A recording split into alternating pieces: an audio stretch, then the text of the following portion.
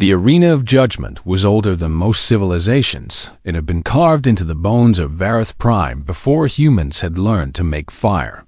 A massive bowl of stone where the fate of empires had been decided in single combat. Now it was filled with thousands of spectators from every corner of the galaxy, all gathered to watch a 19-year-old human girl fight the greatest warrior in known space. Yuna stood at the center of the arena floor, the armor of the Varanthai covering her body. It had activated fully for the first time when she stepped onto the sand, responding to her need as if it had always been waiting for this moment. But armor alone would not save her. Across the arena, Kethvorn waited. He wore the traditional battle gear of his people, dark metal that had been forged in the heart of a dying star. His sword was longer than Yuna was tall. His claws had torn through hull metal in battle. He had been fighting wars since before humans had reached space. This does not have to end in death, Sirius announced from the viewing platform. Either combatant may yield at any time. The armor will protect its candidate from fatal blows, but the pain will be real, and there is no guarantee the protection will hold forever. Yuna nodded. She had no training. She had no strategy. All she had was the armor and whatever the Varanthai had left inside it. The bell rang. Kethvorn moved like lightning, crossing the distance between them in a single leap. His sword came down in an arc that would have split a ground vehicle in half. Yuna raised her arms, and the armor responded, forming a shield that caught the blade with a sound like thunder. The impact drove her to her knees. "You should yield," Kethvorn said, his voice almost gentle. "I do not wish to harm you." "Then why are you doing this?" Yuna gasped. He did not answer. Instead, he struck again and again, each blow driving her further back, each impact sending pain shooting through her body despite the armor's protection. The crowd roared with each hit. They were witnessing what they had expected. The powerful crushing the weak, the natural order asserting itself. Yuna fell. She pushed herself up. She fell again. She pushed herself up again. "Stay down," Kethvorn said. "There is no shame in yielding to a superior opponent." "I cannot," Yuna replied. "Why?" "Because I'm not fighting for myself." She stood again, her legs shaking, blood dripping from where the armor had cracked around her shoulder. "I saw something in your eyes when I first touched the armor," she said. "When it chose me instead of you, I did not see anger. I saw relief." Kethvorn's next strike hesitated for just a moment. "You do not know what you are talking about. You have been trying for 600 years. Yuna continued. "Your whole species has been trying. That is a lot of pressure. That is a lot of expectation. Is that why you are here now? Did they threaten you? Did they promise you something?" Kethvorn's sword came down in a blow that should have ended the fight, but his eyes were troubled, and his aim was not quite true.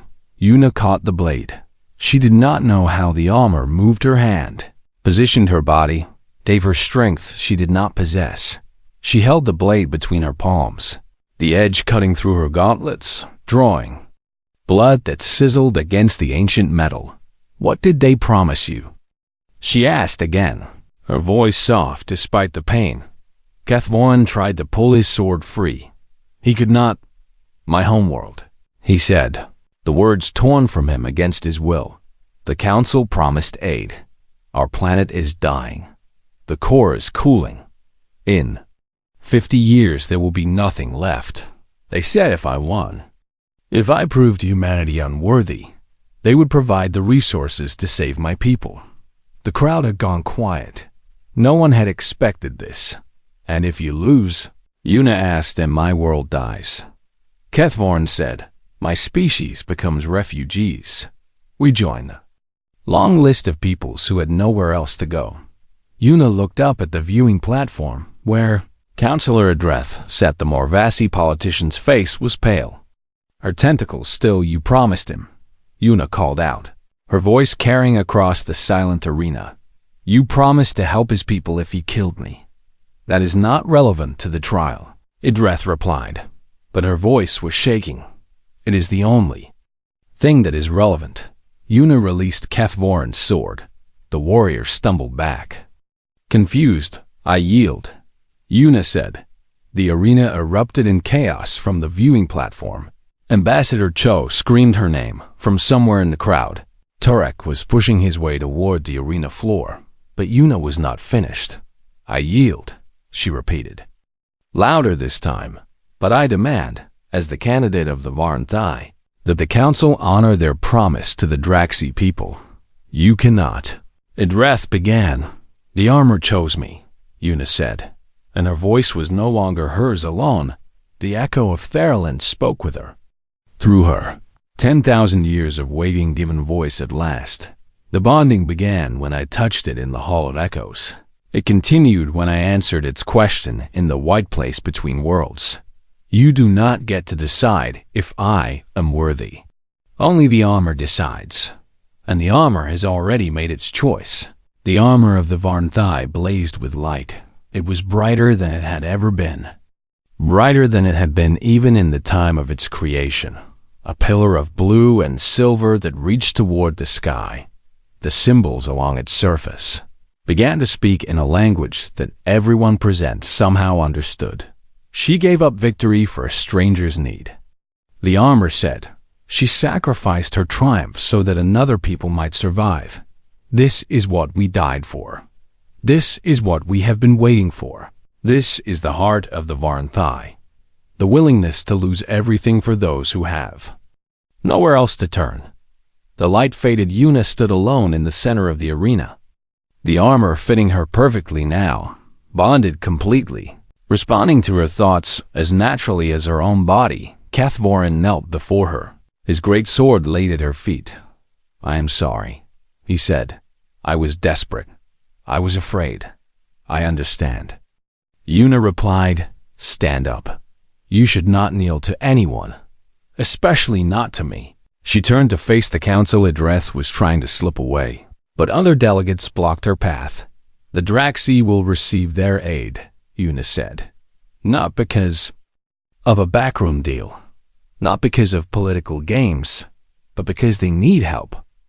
And that is reason enough. 1 week later, Yuna stood in a chamber aboard the Remnant, surrounded by the treasures of the Varnthai. The descendants of the refugees had been found. 12 generations removed from the people the Varnthai had died to save. They wept when they saw what had been kept safe from them across the long millennia. Ambassador Cho stood beside Yuna. Her eyes red from tears. She was too proud to admit. You have done more for human relations in 1 month than I did in 30 years. She said, that is not true. Yuna replied, it is. And I am proud of you. I was wrong to try to hold you back. Outside the viewing window, the stars burned cold and distant, but they did not seem so empty anymore. Yuna touched the armor at her chest, feeling the warmth of the echo that lived within it. What now? Ambassador Cho asked. Now I learn. Yuna said, I have the armor, but I still do not know how to use it. I have the legacy of the Varnthai, but I still do not understand everything they believed. I have a long way to go, but you will get there. I hope so. A message came through from Vareth Prime the Galactic. Council had voted Yuna Park of Earth was officially recognized as the voice of the Varnthai. Humanity's first galactic champion, the keeper of a legacy, 10,000 years in the making. She would speak for those who had no voice. She would stand for those who had no one else to stand for them. She would remember the people who had given everything for strangers and make sure the galaxy never forgot. When she walked into the council chamber, a month later to take her seat, no one laughed. They had learned what the armor had always known. True strength was not measured in muscles or weapons or centuries of training. It was measured in the willingness to give up everything for someone else. And by that measure, the 19-year-old human girl who carried documents and fetched drinks was the strongest person in the galaxy. The hostage crisis ended without a single drop of blood. Visham released his captives and surrendered to station security. But not before Yuna made him a promise. She would make sure his story was heard. She kept that promise 3 days later. standing before the Galactic Council and testifying about corporate negligence, about covered-up safety violations, about 200 people who died because profits mattered more than lives.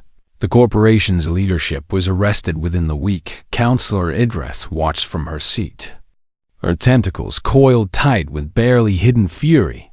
The human girl had passed the first trial. She had done what 6 species' best negotiators could not. But there were still 2 trials remaining. The second trial will test the candidate's ability to bridge the gap between past and present. Idrith announced when the council reconvened. The holographic display shifted to show a ship, ancient and massive, floating in a region of space marked with warning beacons. The Remnant, Idrith said, a Varnthai warship that has drifted through the void for 8,000 years. It destroys every vessel that approaches. It has killed thousands. The human girl will make peace with it. Murmurs rippled through the chamber. Even Sirius looked troubled. The Remnant is machine-driven, mad by grief. The old keeper said, no one has successfully communicated with it. Then, this will be a true test. Idrith replied smoothly. If the armor's candidate cannot reason with a remnant of the very civilization whose legacy she claims, she is not worthy. Una did not argue. She simply asked for a ship. The journey to the remnant's territory took 3 days. Una spent most of that time studying everything known about the ancient warship, which was not much. The remnant had appeared in this region of space 6,000 years ago. No one knew where it came from or what it wanted. They only knew that it attacked anything that entered its territory and that nothing had ever stopped it. This is suicide, Tarek said from the pilot's seat. Probably. Una agreed. Then why are we doing this? Because maybe no one ever asked the right question. What question is that? Una looked out at the stars. Everyone who came here wanted to destroy the remnant, or capture it, or study it. No one ever asked why it was here, what it was waiting for, what it was protecting. The remnant detected their ship long before they saw it. Warning lights flashed across every console as massive energy signatures appeared on sensors. It is powering weapons, Tarek reported, his voice tight. We should retreat. No, Una said. Cut the engines. What? Cut the engines, she repeated.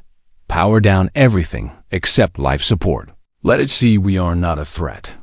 Tarek hesitated for only a moment before following her order. The ship went dark and quiet.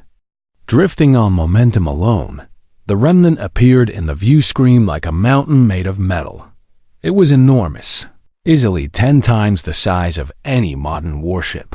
Its hull scarred by countless battles and endless years. Weapons ports glowed with gathered energy, ready to fire. It is targeting us, Tarek whispered. I know.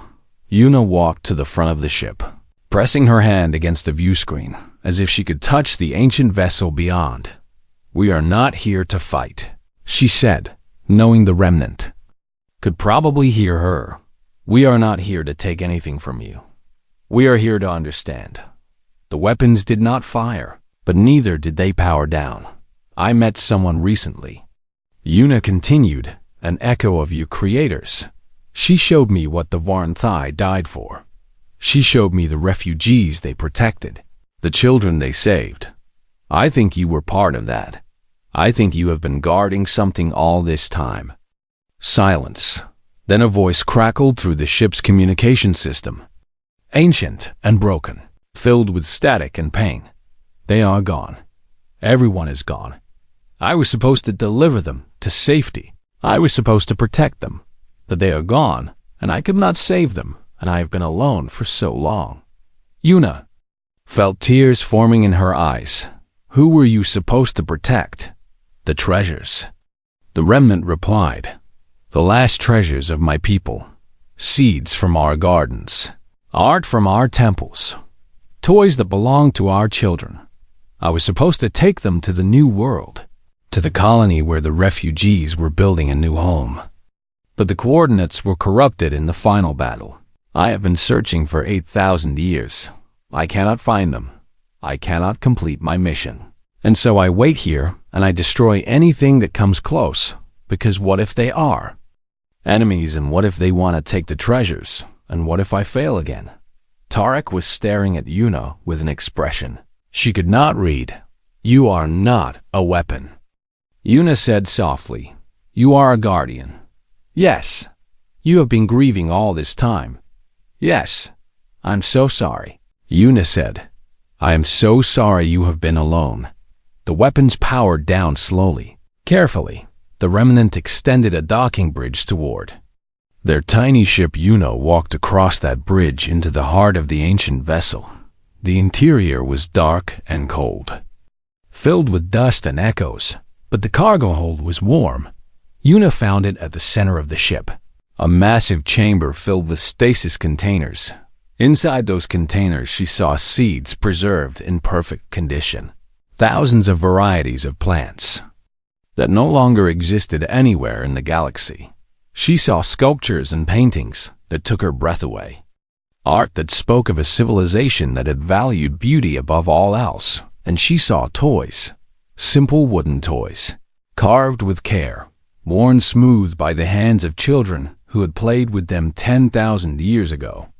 I could not let them go, the remnant said, its voice coming from speakers all around her. I could not let anyone take them, but I am so tired. I have been guarding them for so long, and I just want someone to remember. Yuna reached out and touched one of the stasis containers. I will remember, she said. I will make sure everyone remembers. Will you help me finish my mission? Yes, Yuna said. I will help you. The refugees you were supposed to protect, their descendants are still out there. I will find them. I will deliver your treasures to people who will honor them. The remnant was silent for a long moment. Thank you, it finally said. Thank you for listening. Thank you for asking why. When Yuna returned to Verith Prime, the remnant came with her, no longer hostile, no longer alone. The Galactic Council watched in stunned silence as the massive warship took up orbit around the neutral world.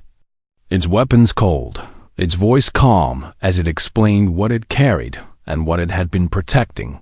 2 trials completed. One remaining counselor, Idreth, stood, her face twisted with something between rage and desperation. The 3rd trial will be combat, she announced. The candidate will face a champion of my choosing in the arena of judgment. She turned to look at someone in the crowd, and Yuna followed her gaze. Kethvorin stepped forward, his massive form blocking out the light. She will fight me, he said, to the yield or to the death. Yuna looked up at the warrior who had centuries of training, who had never known defeat, who could crush her with one hand. I accept, she said. 3 days had passed since the Hall of Echoes, and the political chambers of Verith Prime had become a battleground without weapons. Yuna sat in a small chair that was too big for her, wearing simple clothes because the armor had returned to its dormant state after the initial bonding. It would not fully activate again until she proved herself worthy around her. Representatives from 12 species argued about her fate. This is an outrage, Counselor Idrith of the Marvasi declared, her tentacles writhing with barely contained anger. A human child cannot be allowed to claim the most powerful artifact in the known galaxy. The armor made its choice, Siriath replied calmly from her seat at the head of the council table. It is not for us to overrule. The armor began a bonding. Idrith shot back. It did not complete one. There is precedent for intervention when a candidate proves unworthy. Yuna listened without speaking. Ambassador Cho had advised her to let the diplomats handle this, to stay quiet and look humble, but Yuna was finding it harder and harder to stay silent. What do you propose? Asked a Kellery delegate, whose name Yuna had not caught. Idrith smiled, and there was nothing warm in it. A compromise.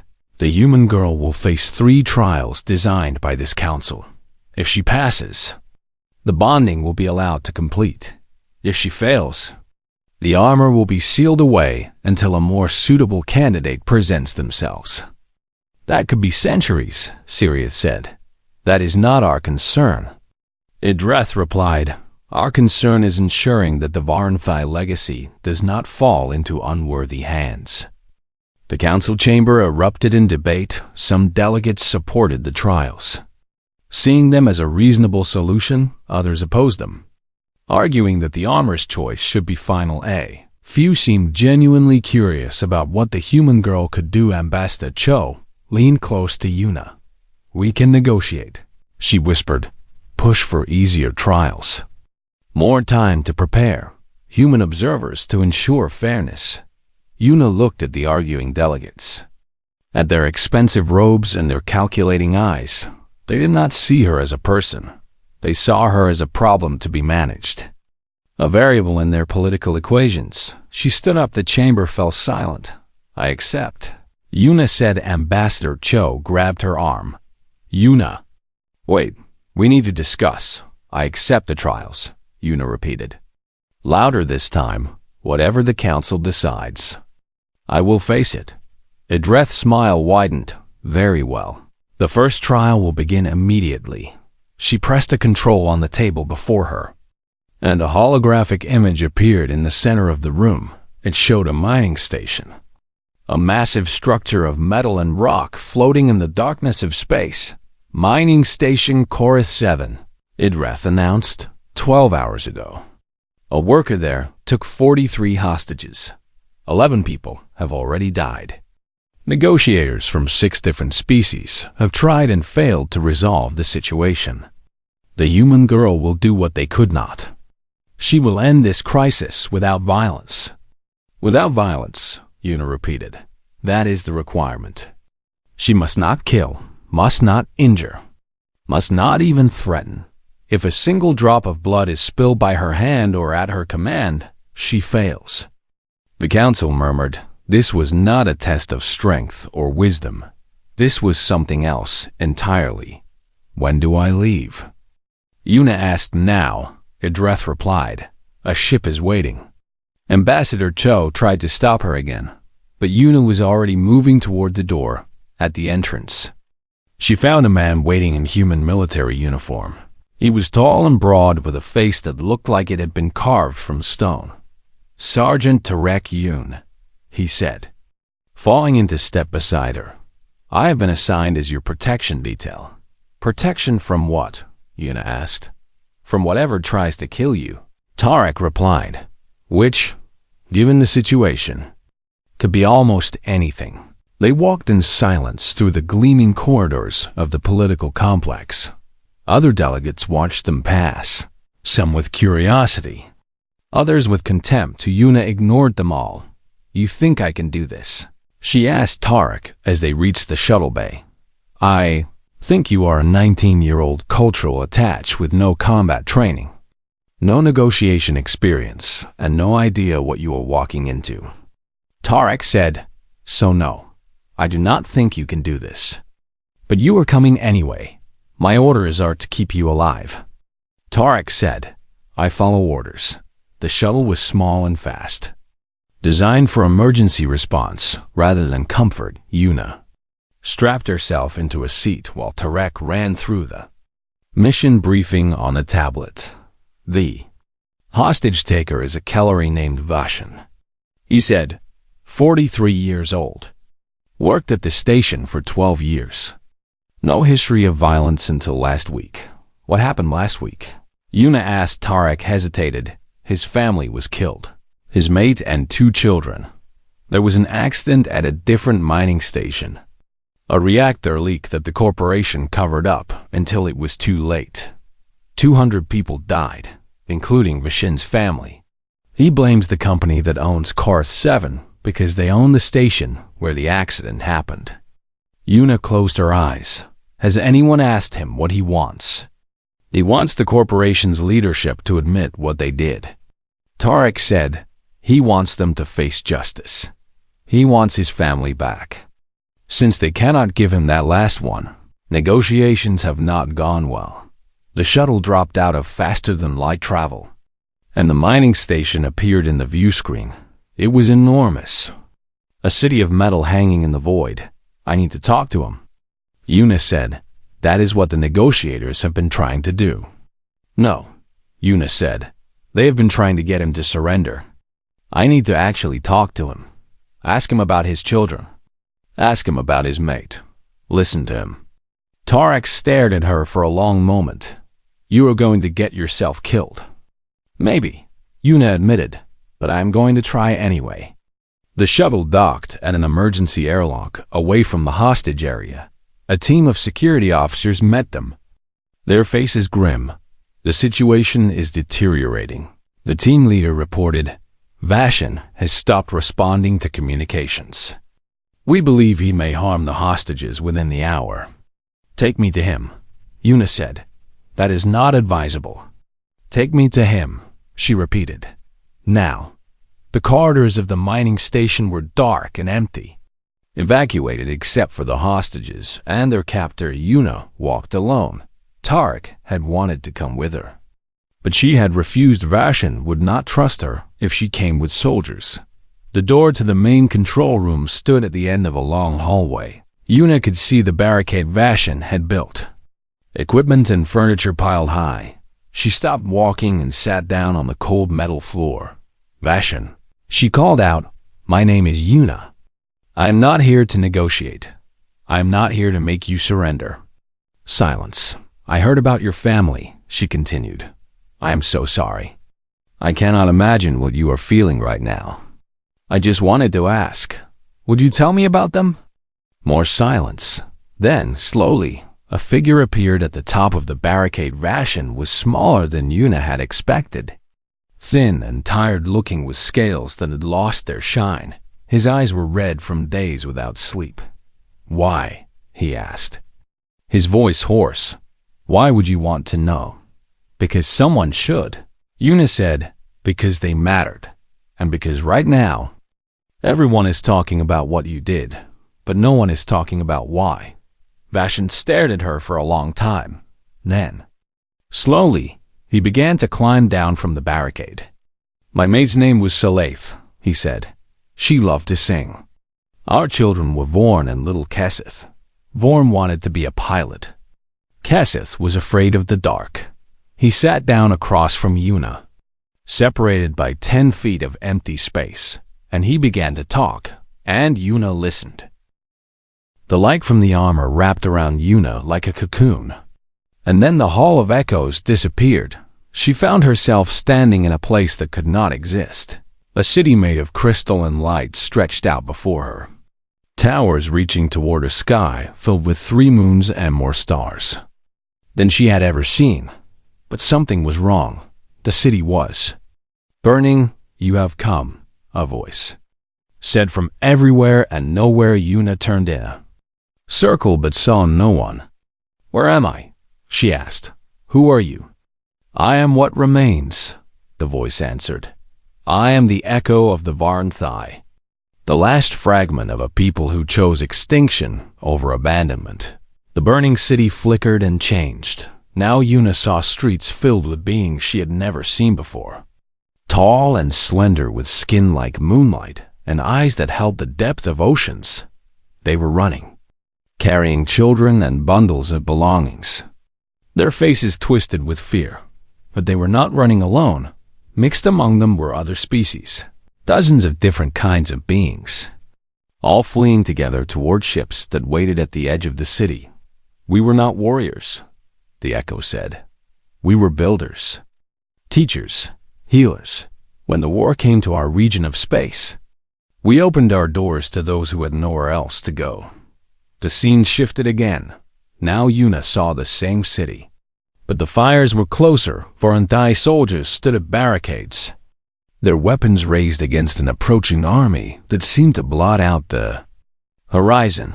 Our enemies demanded we surrender the refugees. The echo continued. They said if we handed over those we had promised to protect, we would be spared. We refused. Yuna watched as the Varnthai soldiers fell one by one, their crystal towers crumbling around them. She saw families huddled in shelters, parents covering their children's eyes. She saw the last ships lifting off, carrying the refugees to safety while the Varanthai, who remained behind, bought them time with their lives. Tears streamed down her face. "Why are you showing me this?" she whispered. "Because you must understand what we died for."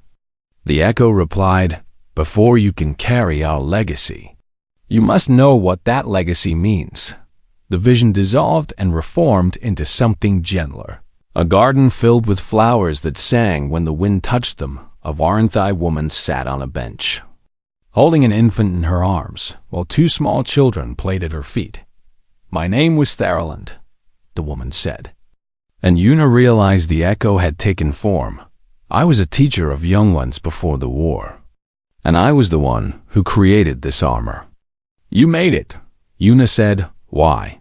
"Because I knew we would not survive." Theraland answered, "I knew that our choice to protect the refugees would cost us everything. But I also knew that our values should not die with us." She stood and walked toward Una, the children and the garden fading away until only the two of them remained in an empty white space. "I built this armor to find someone who understood," Theraland said. "Not someone strong enough to wear it, not someone wise enough to deserve it. Someone who understood why we made the choice we made. 400 years. Una said, "You have been waiting for 400 years. I would have waited forever." Theraland replied, "The armor was not designed to accept the powerful. It was designed to reject them. Warriors came seeking strength, and I turned them away. Scholars came seeking knowledge, and I turned them away. Leaders came seeking glory, and I turned them away." "Then why did you let me in?" Una asked. Theraland smiled.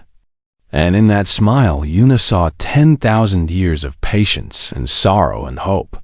Because when you touched the armor, you did not think about what you could gain. You thought about the symbols you saw. You wondered what we were asking. You wanted to understand us, not use us. That is the first step, but only the first. The white space began to darken at the edges. "What comes next?" Una asked, a question.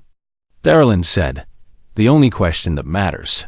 Answer it truly, and the bonding will continue. Answer it falsely, and you will wake in the hall with no memory of this place." Una swallowed hard. "I am ready." Theraland's form began to fade, but her voice grew stronger. "What would you protect, Una Park of Earth? Knowing it would cost you everything. What is worth your life?" The darkness closed in, and Una was alone. She thought about her home on Earth, the small apartment she shared with her mother, the garden on the rooftop where they grew tomatoes in the summer. She thought about humanity, her species. Billions of people spread across a single world and a handful of colonies. She thought about the big things, the things a hero would probably say. But when she opened her mouth, different words came out. "Whoever needs me most in the moment I can help." Silence. Then the darkness exploded into light. "Explain," Theraland's voice demanded. "Sharp now. Testing. I do not know who will need me tomorrow," Una said, her voice shaking but honest. "I do not know what crisis will come or who will be in danger. I cannot promise to die for Earth because Earth might not need me. I cannot promise to die for humanity because humanity might be safe while someone else suffers.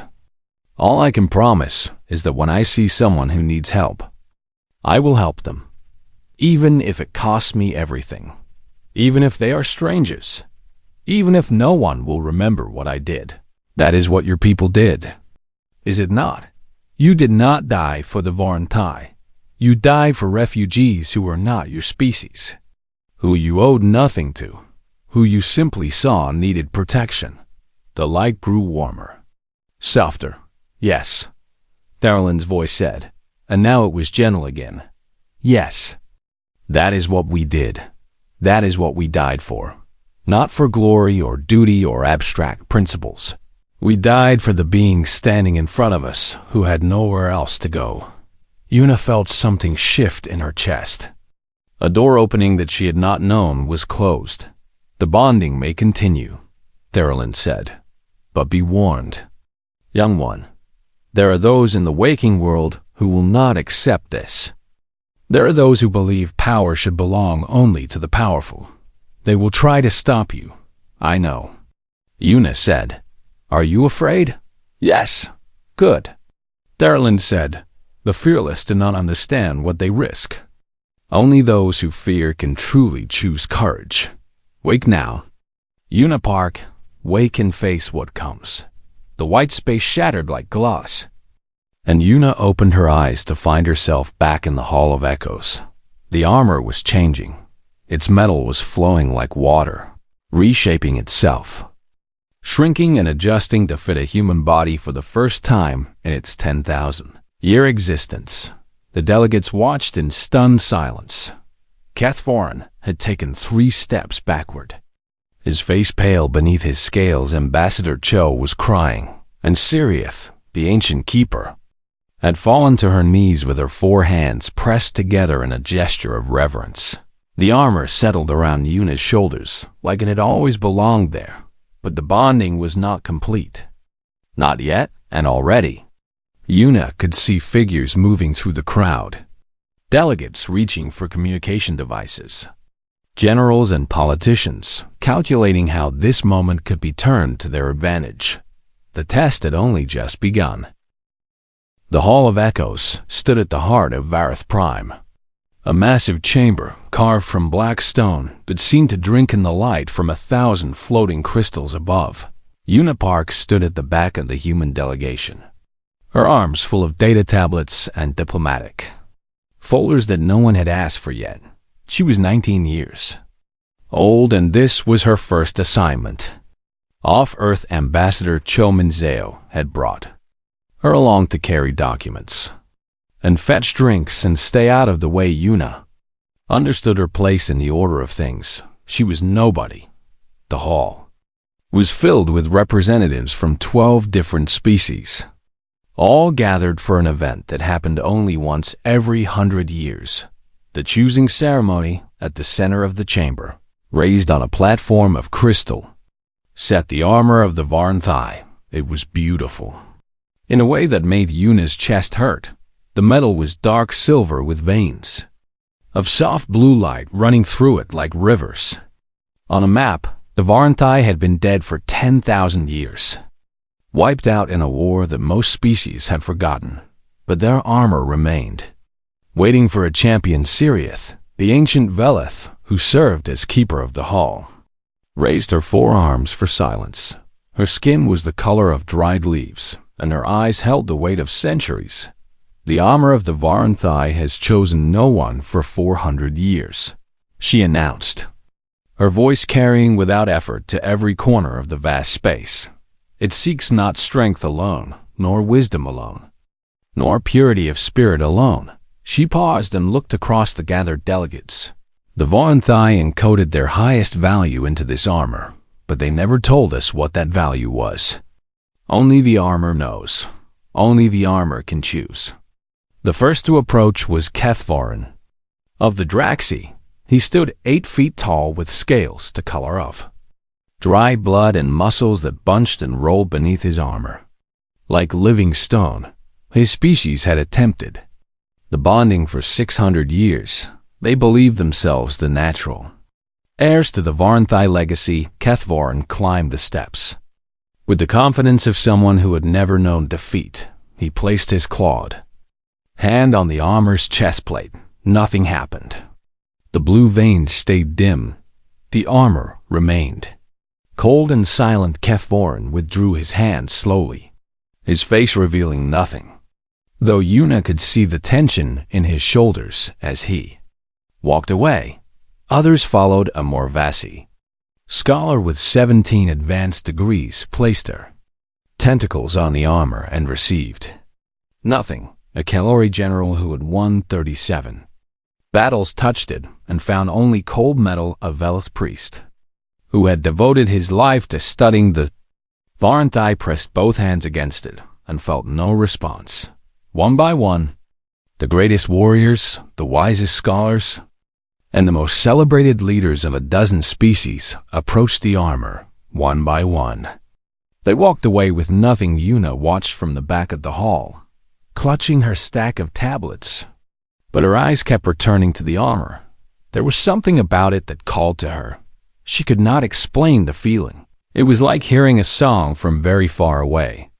Too distant to make out the words, but close enough to feel the melody in her bones. She noticed something the others seemed to miss along the edges of the armor. There were faint symbols that pulsed with each failed attempt. They looked almost like a question, like the armor was asking something that no one thought to answer before she knew what she was doing. Yuna had set down her tablets and started walking toward the platform. "Yuna," Ambassador Cho hissed, grabbing her arm. "What are you doing?" "I need to see it closer," Yuna said. "You will embarrass us," the ambassador said, her grip tightening. "You are a junior attach. You carry documents. You are not a candidate for the choosing." "I know," Yuna said, "but I need to do this." She pulled free and kept walking. The laughter started before she reached the first step.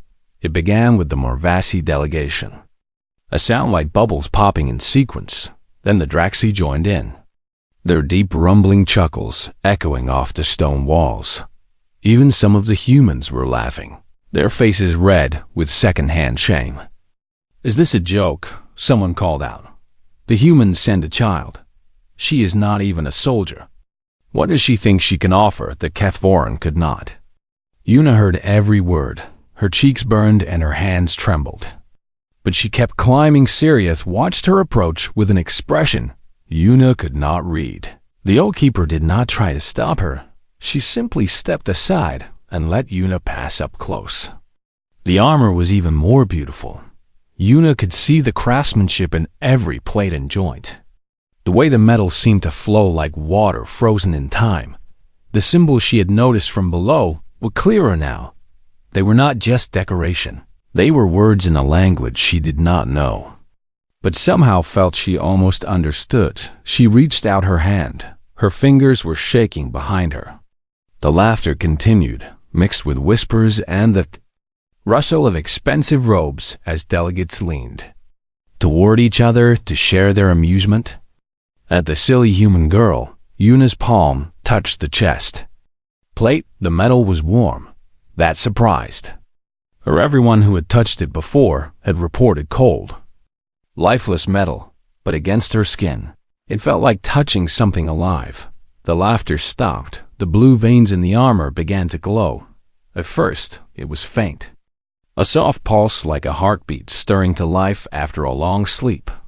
Then the light grew stronger, brighter, spreading from where Yuna's hand touched the metal outward in rippling waves. Yuna gasped and tried to pull her hand back, but she could not. The armor held her, not with force, but with something else. Something that felt like a question finally finding someone willing to listen. The symbols along the edges began to shift and change, rearranging themselves into patterns that hurt to look at directly. The floating crystals above the chamber flickered and dimmed somewhere in the walls. Ancient machines that had been silent for centuries began to hum. "Impossible," Kathvoran said, his voice cutting through the stunned silence. "This is impossible." Ambassador Cho had her hand pressed over her mouth, her eyes wide with something between terror and wonder. Sirius moved closer, her ancient face showing the first emotion Yuna had seen from her. "Surprise." "The armor responds," the keeper said, her voice barely above a whisper. "For the first time in 400 years, the armor responds." Yuna could not speak. She could not move. The warmth from the armor was spreading up her arm and into her chest, filling her with something vast and ancient and impossibly sad. She heard voices in that warmth, echoes of a people long dead, crying out across the centuries. They were not asking for a warrior. They were not asking for a scholar. They were asking a question that Yuna could not quite hear, but somehow knew she had already begun to answer. The light grew brighter still. Bright enough that delegates began to shield their eyes. Bright enough that the shadows in the ancient hall retreated to the farthest corners. Bright enough that for one impossible moment, The Hall of Echoes looked the way it must have looked 10,000 years ago, when the Varanthai still walked among the stars. Then, light reached its peak and began to pulse in rhythm with Yuna's racing. Hard, the armor had found something it recognized after 400 years of waiting and 400 years of silence. The armor of the Varanthai had finally found a candidate worth testing.